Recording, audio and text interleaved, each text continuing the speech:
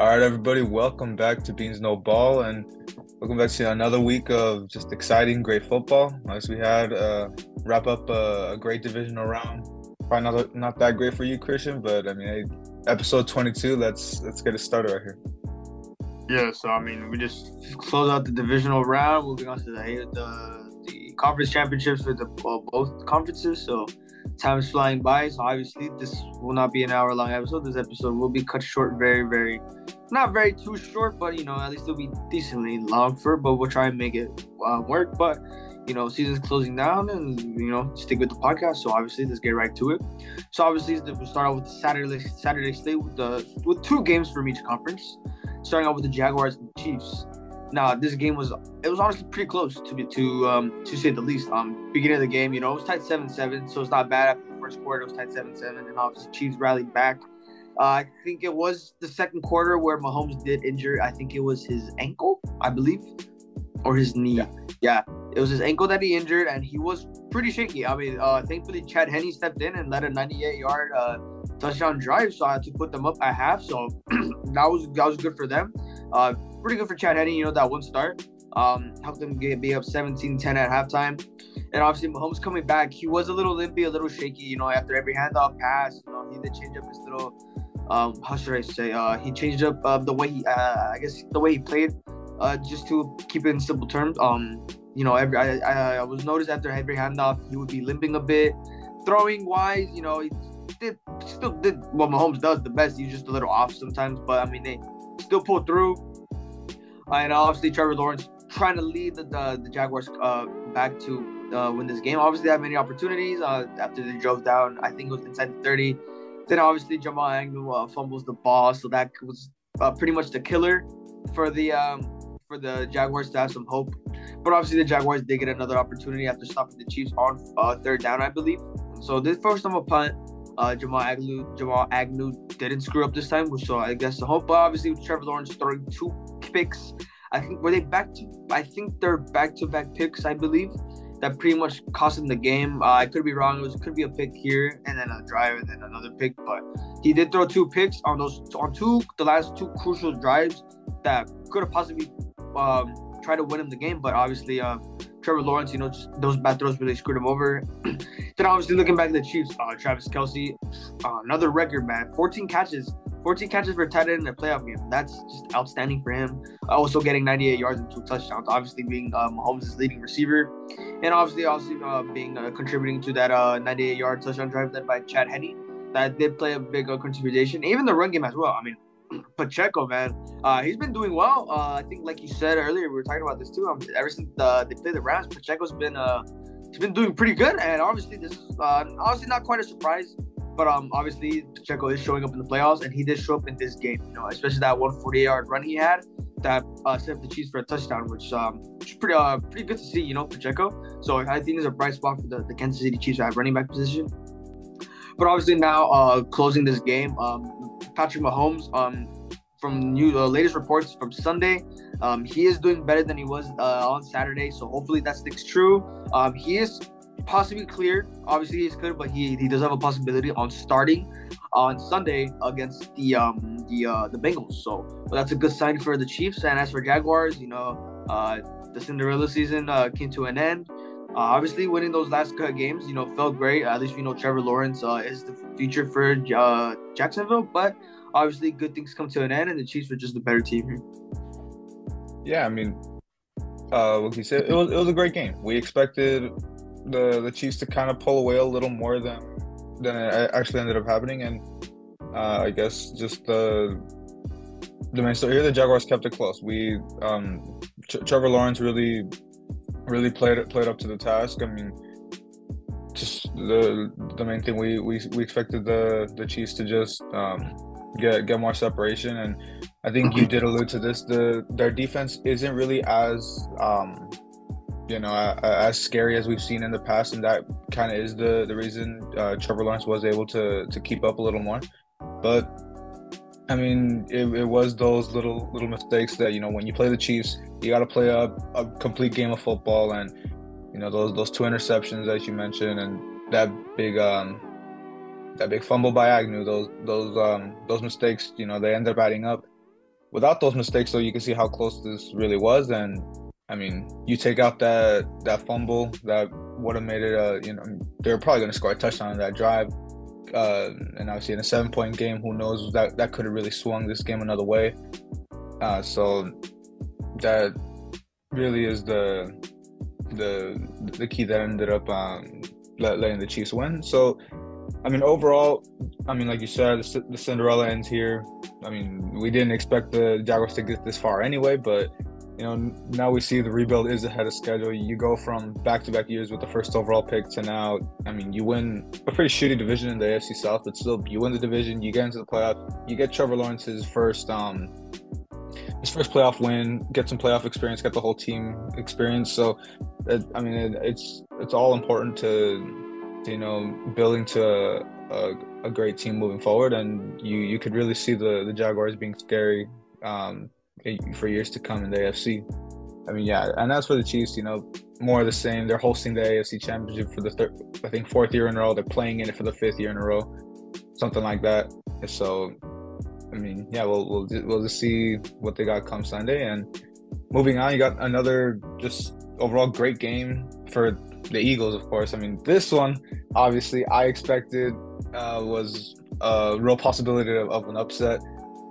I do see now, that was not my best take this season. I mean, I expected Daniel Jones to play up to the competition. Of course, we do see he was playing. I mean, his one playoff win did come against a really fraudulent Vikings team, as we have mentioned. But I mean, yeah, you see right away. I mean, 14 points in the first, 14 points in the second. You're already down 28-0 at halftime. I mean, hope was lost by then. They weren't going to pull a Trevor Lawrence comeback in the division round here against that Eagles defense. And I mean, by that point, I mean, in the third and fourth quarter, it all kind of slowed down. Ended up just 7 points for the Giants and 10 more for the Eagles. But it was kind of just, I mean, that second half didn't really matter anyway. That the first half was the real difference maker. You see, I mean, stats-wise for the Eagles, it was a pretty quiet game, despite being so one-sided. I mean, Jalen Hurts only 154 yards for his 2 touchdowns. And, I mean, Devontae Smith had a respectable game with 61 yards and the touchdown he ended up getting. But the main story here, even though he didn't get the bulk of the yards, it was Boston Scott, just a great game on the ground. I believe he got a touchdown himself. I mean, he was really killing the Giants on the ground, since he has been all season. I think in these 3 games that they played, he was the biggest factor offensively for the Eagles. And of course, like I've been mentioning all season, despite the Eagles kind of falling off little by little throughout the end of the season, their defense was the main key that was kind of keeping them in games. And as long as that defense is still plays up to task, you could really see that. I mean, that defense could carry him to the Super Bowl realistically. Yeah, I mean, coming back to what you said about you thinking the Giants had a chance, obviously, I had to disagree with you very, very fast. I just kind of expected it. The Eagles sweep the Giants this season. I mean, I didn't really expect anything from Daniel Jones. I mean, I did pick the Vikings to beat the Giants, me knowing they were fraudulent, but, still thinking that they could possibly win it by 1 score, since that's how they were all season. But, I mean, it's the Giants, man. I mean, I'm watching the game on my phone as I'm not in my house. Then I get back home, and then it's the same thing over and over again. I leave it for 10 minutes, and they're already down 14-0. It was just bad. But obviously, coming to the Eagles, this defense and this offense just looking really scary. I mean, obviously, they were dethroned for the team to beat. Obviously, looking at the Niners, which we'll be talking about in a while. But looking at the Eagles, both sides of the ball, they're very phenomenal. I mean, with Jalen Hurts only throwing 154 yards with 2 touchdowns, I mean, that's really all he needs to do to win games. I mean, this defense is a big factor on why they're winning games. Not only on that, I mean, the run game. I mean, Kenneth Gainwell, Boston Scott, and Miles Sanders. That 1-2-3 punch right there is amazing. I mean, Kenneth Gainwell, he rushed for 12 times for 112 yards. Got a touchdown as well. I mean, that ground game, it was just very phenomenal. At some point, they ran 5-6 straight times, and the Giants couldn't stop it. They could not stop the run game whatsoever, even in the air. I mean, Devonta Smith had a pretty good game too. 6 catches, 61 yards, and a touchdown. But the Giants really couldn't stop him. And Kayvon Thibodeau, I mean, he just disappeared. Kayvon Thibodeau just disappeared the whole game. I mean, Lane Johnson, man, dog out offensive lineman. He just got the best of him. I mean, that's really all you can say. And then obviously with Daniel Jones, I mean, really couldn't do much. But obviously, with the team that's technically still in the rebuilding, and they exceeded expectations to say the most. But with rarely good weapons for Daniel Jones, I mean, sure, guess you can say this season was quote unquote a success. But I mean, going out like this, I mean, I would have second thoughts about this. But obviously to close it out with the Eagles, I mean, it's gonna be a great game next week, regardless, which we will talk about after. Jalen Hurts, I mean, he could do the least still win, but obviously contributes a lot. I mean, before we really move on, I mean, I'll just to really mention, I mean, yeah, like you said, none of this was really even expected for the Giants. So, I mean, you really do have to see this as a success. I mean, they ran into a great Eagles team, but I mean, the thing is, I mean, no one expected this from them. So you really do have to give credit to Daniel Jones. I mean, everyone kind of wrote him off. I mean, when the Giants declined his fifth-year option, it was kind of looking like, they're going to be back on the quarterback carousel. But I mean, now, I mean, you could really see he's probably the answer for this team. Yeah, you said it perfectly right there. Really not much to say. I mean, yeah, he is the future of the Giants. I doubt they'll draft a quarterback. Just get him some weapons, get him a competent defense, and Giants could possibly be contenders in the next couple of years. Now, obviously, closing it out now with our Sunday slate. We got 2 more games starting on the AFC side, and we got one pretty sure we can say expected, but not so expected game: the Bengals and the Bills. This game was pretty much the Bengals' game all day. I mean, the Bills, it was just not expected. I mean, the Bengals, they were 14-0 in the first quarter. Bills retaliated and they got 7 from that, but the Bengals were still up 17-7 in the second half. With a 10-point lead. Josh Allen, I mean, I don't know what happened with Josh Allen. I mean, his connection with Diggs just disappeared. Nothing. I mean, Diggs couldn't get the ball. There's a little argument, a little skirmish, but not skirmish. There's a little argument between them in the second half. I think it was the second half. Diggs was having a conversation with Josh Allen. I guess it was just about not getting the ball. Then obviously Stephon Diggs, going on Twitter, ranting a bit. Some people want to side, some people want not, but that's just how it is. But the Bengals just really took over this game. Joe Burrow, I mean, hey, what more can you say about this man? I mean, second year in a row he's going to the AFC Conference Championship after his rookie year, struggling with the team, obviously in the rebuilding, and then obviously with his injury, he screwed him over. Bounces back next year, leads into the Super Bowl, loses, and then obviously bouncing back again this season after starting 0-2, and then obviously finishing not flawlessly, but finishing strong, and then back to the AFC Championship against a tough game against the Chiefs, which Joe Burrow isn't defeated against Mahomes. But again, we will talk about that in a bit right now. But it did, like I said, this was just Bengals game all day. I mean, Eli Apple, I mean, he got cooked a bit and he's talking to smack. But sure, I guess you can say Eli Apple had a pretty decent year. Better than last year after choking in the Super Bowl against Cooper Kupp. But even with the ground game from the Bengals, I mean, Joe Mixon, he had a great game too. 20 carries for 105 yards and a touchdown. Average about 5 yards, a little over 5 yards of carry. So that does contribute a lot. Does take away less pressure on Joe Burrow. But obviously, coming down in the fourth quarter, I mean, Bills really couldn't walk away with this. I mean, they had a couple opportunities. They just couldn't finish. Josh Allen choking. I don't want to say really a choke, but, struggling when it matters the most. And, now Stephon Diggs is kind of iffy about it. As him as a captain, he ran out of the tunnel instantly, but, trying to get back from his teammate. But, hey, I mean, sure, you couldn't do it for Damar Hamlin. Couldn't do it, but hey, I mean, Josh Allen, at least Bills know he still is the future, but hey, sooner or later, they're gonna have to move on from them and they kind of progress from this. But obviously, great game by the Bengals, and they're gonna have a tough matchup next week. Yeah, I mean, it's just more of the same, more playoff struggles for the Bills. I mean, I would think, even considering moving on from him, that's kind of a stretch, but some teams, it gets like this in the postseason. I mean, obviously, if it keeps getting to this point, then yeah, they are gonna have to move on. But still, I mean, Josh Allen is an MVP candidate in this league, so I mean, eventually he is gonna get this team over the hump. Eventually, I mean, he's still young, so he's still got a lot to learn. Even though, I believe it's like 3-4 years, and he's already been in the postseason. So I mean, yeah, he has had some time, but it's still a learning experience. You see with Joe Burrow, I mean, since his second year, I mean, come his first season, I mean, he's coming off like a what 2-14 team, and then he tears his ACL, and now he's into back-to-back AFC Conference championships. But I mean, that's the thing too. They built around him, and I mean, this great, Bills team.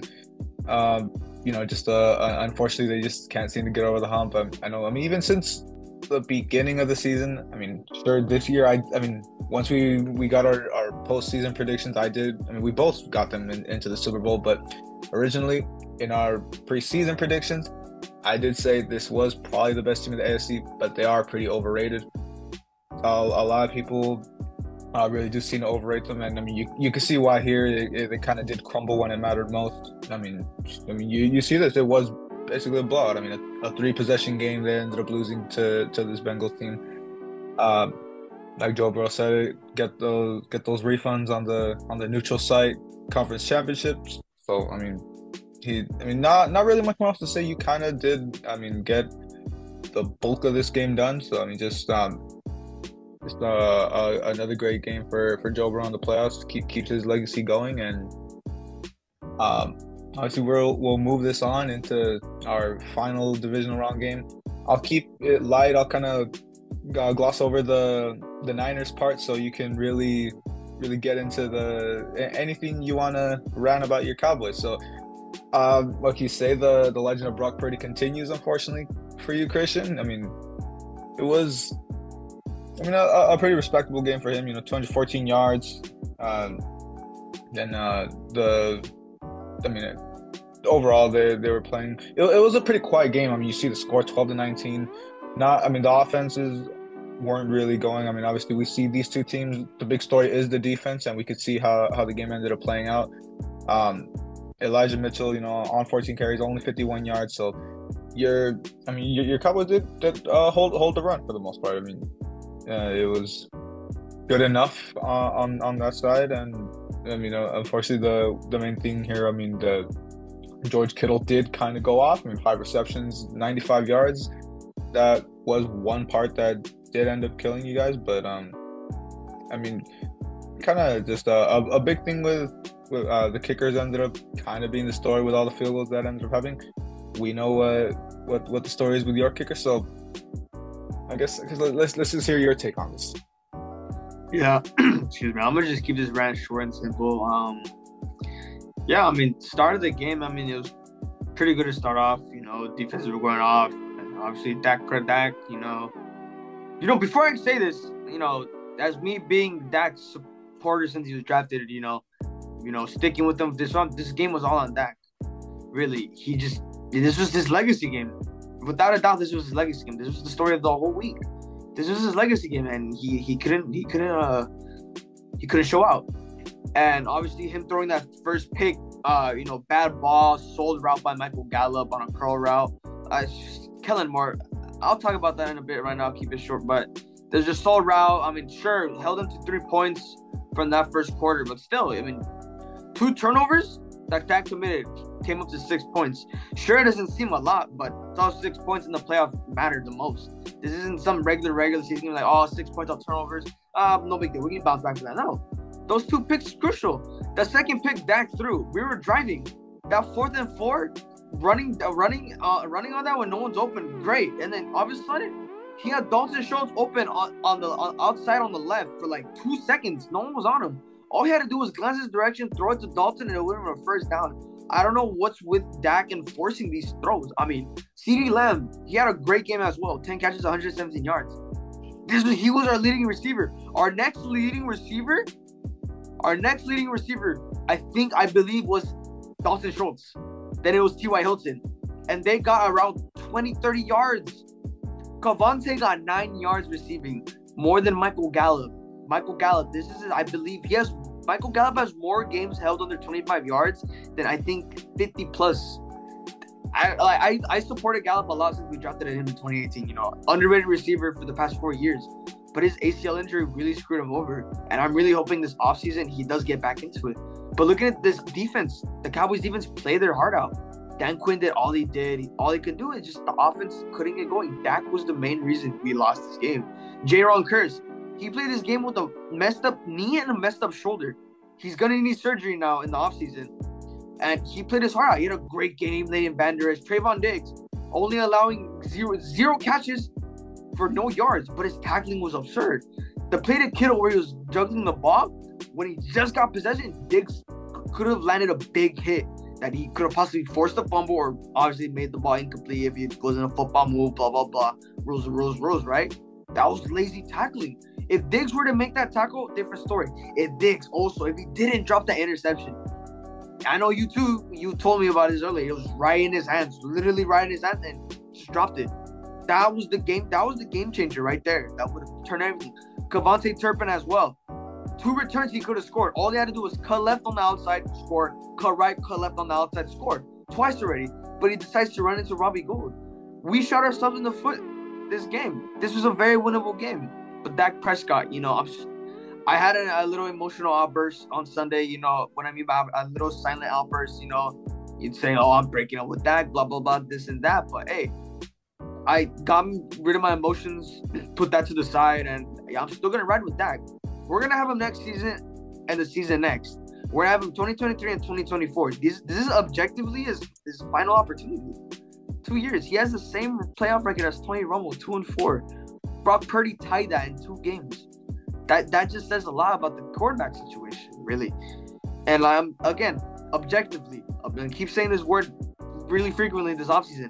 Objectively, these last 2 years under Dak's contract is going to possibly be his last 2 years with the Cowboys. And if he does not at least make it to the championship, that's the bare minimum as a quarterback for the Dallas Cowboys. Just move on from the divisional round. That's the bare minimum, not make it to the Super Bowl. Bare minimum. I'm saying bare minimum, make it past the divisional round. That's the stand. Let alone the lowest is at least get past the wild card. He managed to have that best game of the career, couldn't show up. Really, now I'm spazzing out my words.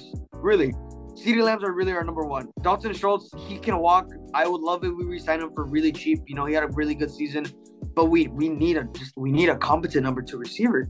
I mean, T.Y. Hilton, sure, yes, he's great as well. He's a little old, but hey, he didn't make a big impact. He was wide open on a play where Dak also forced. I mean, sure, you can say it was a good drop ball, but still, T.Y. was wide open in the 4th quarter, or I think it was the 4th quarter. Easy touchdown right there. Different story. Could have been tie game. We could have so many opportunities to win this game. If Dan Quinn leaves, he's already interviewing. I think he just finished an interview with the Panthers. If he leaves, our defense is cooked. It's over. Really, anyone I can think of right now that can come to Dan Quinn's level at DC is Brian Flores. That's really that's from what I can remember. From not what I remember, but what I can think of right now. But it's gonna be a long offseason. Dak's gonna have to recuperate from all these interceptions. He's gonna have to stop 14 throws. His vision just got out of nowhere. And Ezekiel Elliott, that last play as well, I don't know what was going through the minds of Kellen Moore and Mike McCarthy. I was lost in words. That was the play where my emotions just gone. I didn't even want to cry. I didn't even want to yell. I just said, that's game. Went in my room and that's that. Saw the memes, this and that, blah, blah, blah. Zeke wants to stay. He wants to take a pay cut. That's up to the front office. I wouldn't be surprised if that was his last play in the Cowboys uniform. And Tony Pollard, contract year, amazing season, 1,500 yards total. And, his ankle, sure, call it a dirty tackle, what you want, blah, blah, blah. I'm not going to blame the 49ers defender for that. It happens, Not going to put the blame on him, but, Tony Pollard, he's our main priority to re-sign him, especially with all our free agents.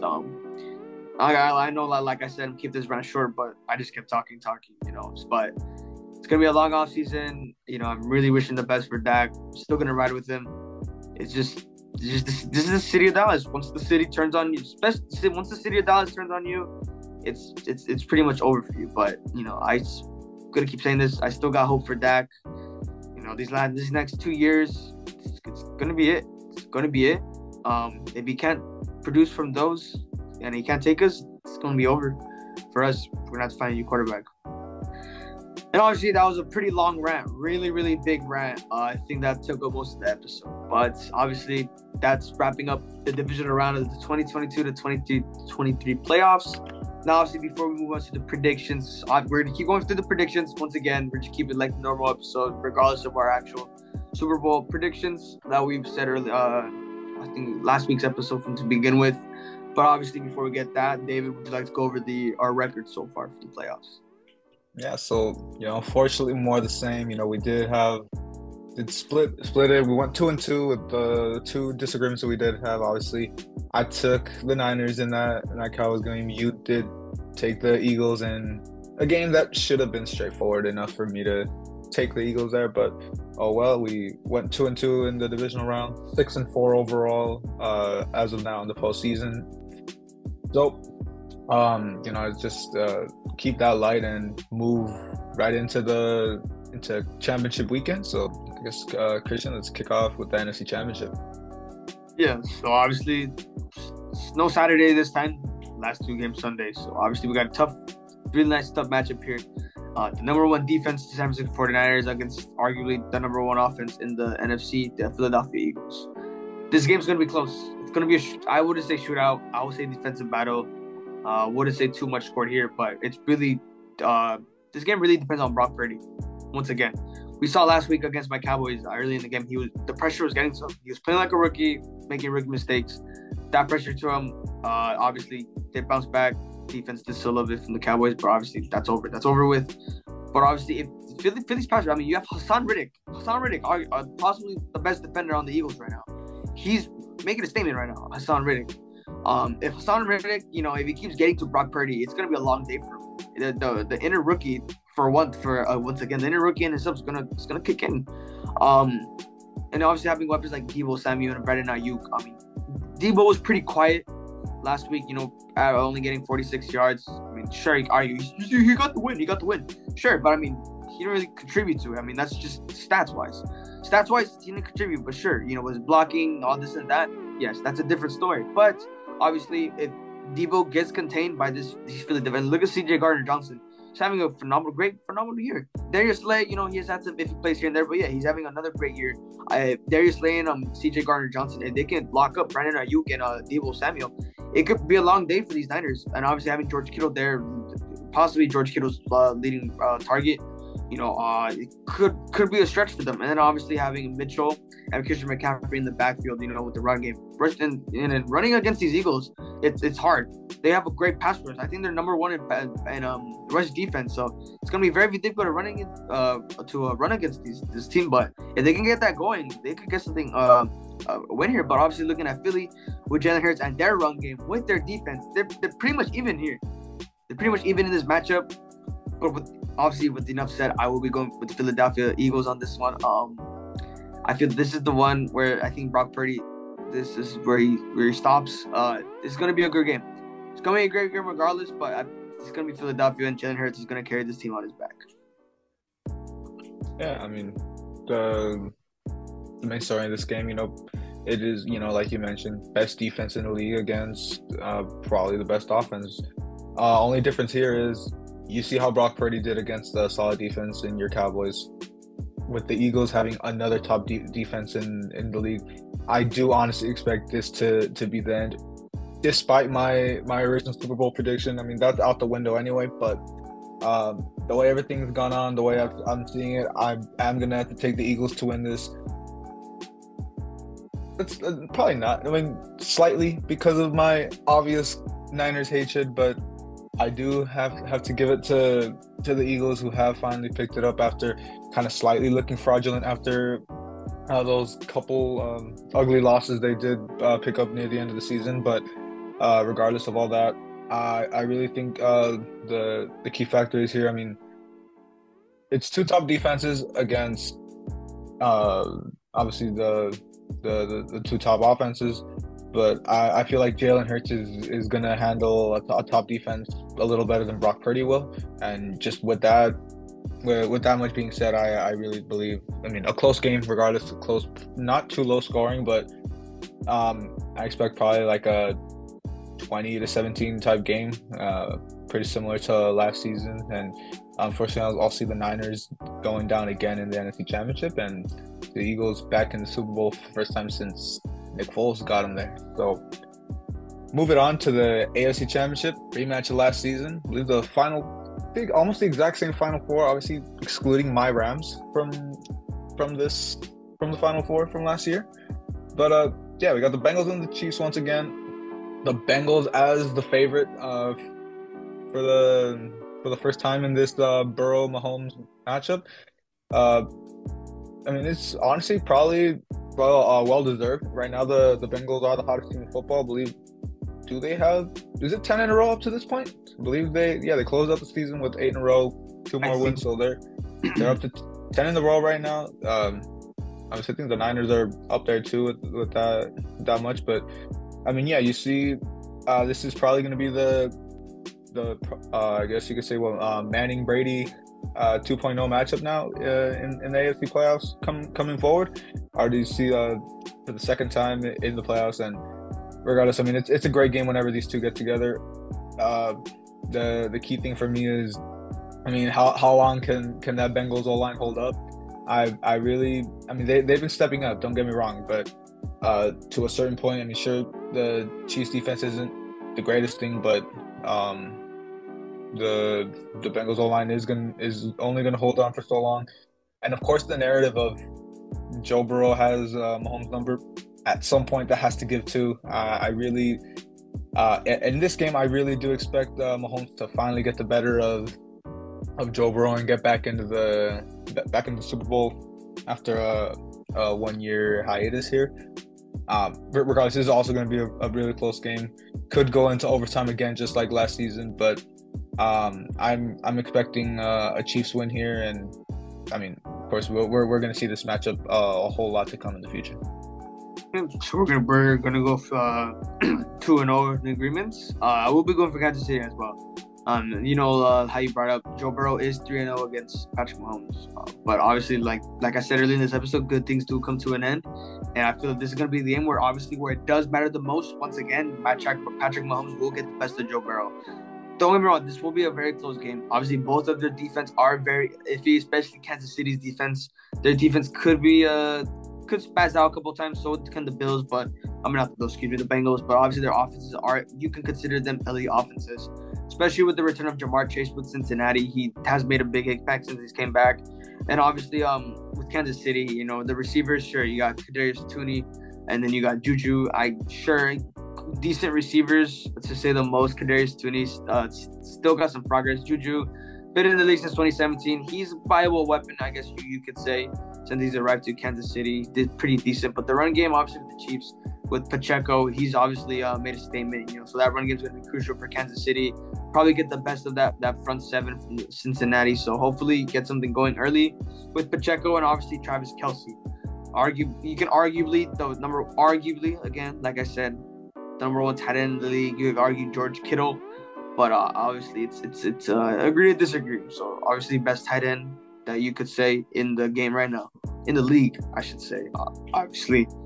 But he's going to be a viable threat against these Cincinnati defense, especially Eli Apple. You know, he's been talking all this smack. 3 for Hamler, his tweet. You know, I feel after that tweet, he's going to get cooked by Juju, and he's going to start doing TikTok dances. And you know, I would not expect that, but I would hope that happens, you know, so Eli Apple can shut up for once. Especially, I mean, sure, again, like I said, he's had an okay season, but hey, he's got to shut up one of these moments. But yes, we'll be going for Kansas City, and it will be a very great game, just like next game for the Philly and San Francisco. So 2 great games this week. And obviously, that wraps up our predictions for the conference championships of the AFC and NFC. This episode was very short, half an hour episode, so we did talk a little bit more. I talked a little bit more about my Cowboys, but hey, still got to rep my boys. Got to speak from the heart. So obviously, going to be a long off season for me. Obviously, for you, for your Rams, you know, obviously with the situations and all this, blah, blah, blah. But hey, let's enjoy these last couple weeks of football. Enjoy the championship. I guess enjoy the Pro Bowl for you weirdos that enjoy that. I know I'm going to be watching it because I got nothing better to do. I know you got nothing better to do, so we'll tune in. No, we're not gonna have an episode for the Pro Bowl. Just putting that right now. I mean, that's for a filler episode. We won't be doing that. But obviously, with that said, I'm not gonna be repetitive like the following weeks. We'd like to thank all you guys for just watching us, letting us do what we do.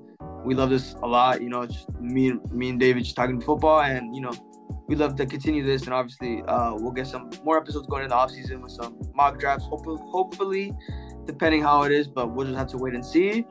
And David, if you got anything else to say? Yeah, took it right there pretty good. I mean, obviously, season's wrapping up, and with the off season coming soon. I mean, hopefully before the Super Bowl, we will. Obviously, yeah, like you said, won't be talking about the Pro Bowl. So since we will have a little gap, maybe we will throw in to kind of see if we are going to start getting our different type of videos. Instead of these weekly videos, actual like just either analysis videos or deep dives into other games, players' careers, something like that. We'll bounce off ideas, see what's gonna stick, see what new series we can come up with. But of course, that will be in the future. See what we do. Regardless, by the off season, we'll have a lot of that stuff coming forward for you guys. So, regardless, like you said, before we go, I just want to appreciate everyone sticking around, and we'll see you guys next week to wrap up Championship Sunday.